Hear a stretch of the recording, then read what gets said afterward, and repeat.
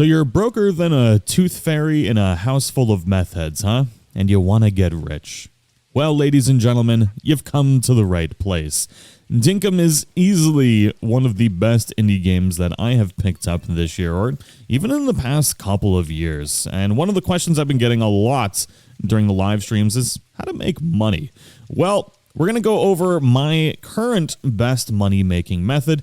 That doesn't mean that it's going to be the end-all, be-all, but definitely for the beginning of the game and kind of getting things situated, this is definitely going to be the best way to make money until you unlock the deep mines, which we'll get into here in a little bit. But essentially, this is going to be something that you can pick up really early in the game, and it's something that I definitely undervalued when I started. What you're going to want to do is you're going to want to head to your tent here, and you're going to want to talk to Fletch. Now, from Fletch, you can pick up a certain license. Now, these licenses can be gotten with these little blue ticket thingy-maboobers at the top right corner. What you're going to be looking for is the metal detecting. The first tier is pretty cheap to be able to get, but the second tier you're definitely going to want to buy as well, which is 2,000 of these tickets. I'm going to purchase that in a second because I want to show off the first tier first. Now, the second thing you're going to need to do is invite John to the island. This is one of the first buildings that you get in the game, which has all of the important things, and you're going to need 6,600 dinky doos to buy the metal detector. Yeah, the metal detector makes you so much money at the beginning of the game. Now, what you're going to want to do is take this metal detector and use it on the ground. As you're scanning the ground, you'll start seeing these little blips, and then you'll see a really big blip.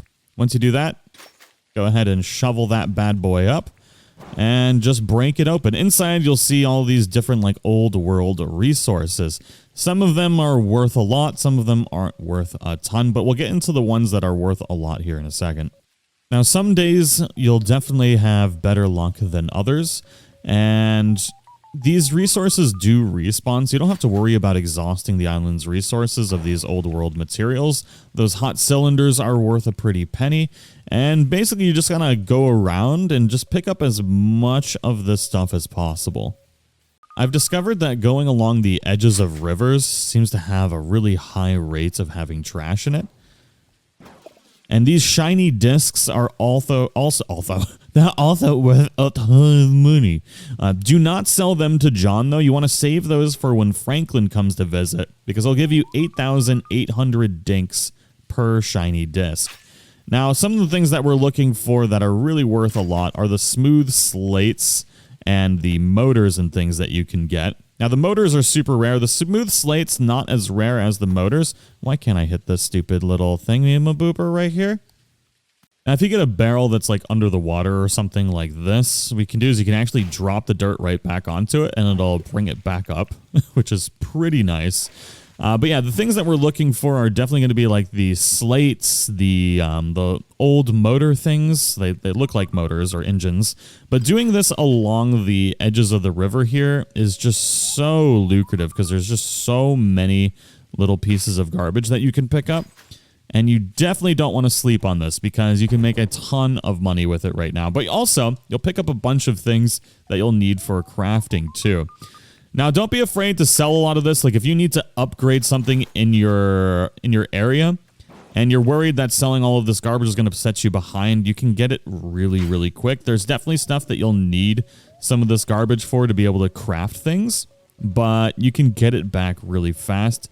And it's just a great way to enhance the amount of money that you have at the beginning of the game. Now, while doing this, you're also going to get these old keys, which can be used in the deep mines, and they can be very valuable. So you're going to get money from all of these little pieces of garbage that you're collecting, but then also it leads into future money, which is good money. Now, let's see how much money we make just for a couple minutes of farming with these metal detectors. I didn't get any of the super rare items, but I did get some of these smooth slates. The shiny discs we don't want to sell here. But everything else can pretty much go because I don't need it right now and I can get a ton of these anyways. I got a croco tooth, which I didn't get from digging, so I want to make sure I only sell the things that I got from digging. There we go. And we got some tin sheets. I recommend keeping the tin sheets, though, because you're going to need those. I'll sell them. I'll keep it right now because I want to see how much it is individually. Let's go ahead and sell that, and 48,781 dinks just for just a couple minutes of farming. You can see how this will add up very, very quickly. Now let's see how much we get for that tin sheet. Sell that. We get 550. I'm not going to sell that because I need those. But then that's still not counting the 8,800 per shiny disc that we got here as well. And we got 4 of those bad boys. We do have to wait until Franklin comes to be able to get that though. So I did go buy the level 2 mining detection. And I gotta say, I didn't really see a big difference in income making. It's supposed to allow you to be able to see where treasure is visually, but I really didn't see anything. I don't know if I was doing it wrong or if there was some kind of glitch at the moment.